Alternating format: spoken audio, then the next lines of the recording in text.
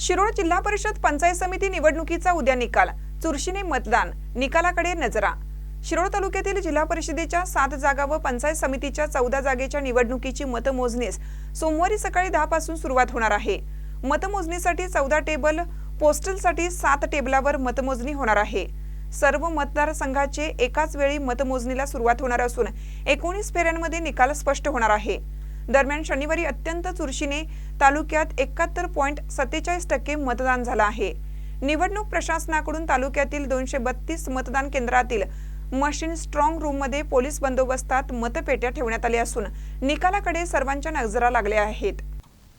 शिरोळ तालुक्यात दानोळी, उदगाव, आलास, ततवाड, अब्दुल्लाट, याटराव, नांदणी या जिल्हा परिषदच्या 7 जागांसाठी 26 उमेदवार, तर तालुक्यातील दानोळी, कोतळी, उदगाव, अर्जुनवाड, गणेशवाडी, आलास, ततवाड, सैनिक टाकळी, अब्दुल्लाट, आकीवाट, याटराव, शिरडोन, नांदणी, चिपरी या पंचायत समितीच्या 14 जागांसाठी 42 असे एकूण 66 उमेदवार निवडणुकीच्या रिंगणात आहेत। तालुक्यात तिरंगी लढती लागल्या होत्या, त्यामुळे कोणाचे वर्चस्व तालुक्यावर याचा निकाल सोमवारी लागणार असून याकडे सर्वांचे लक्ष लागून राहिले आहे।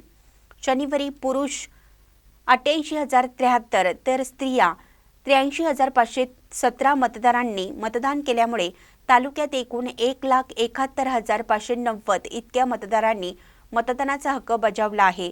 त्यामुळे शिरोळ तालुक्यात एकूण 71.47% इतके मतदान झाले आहे।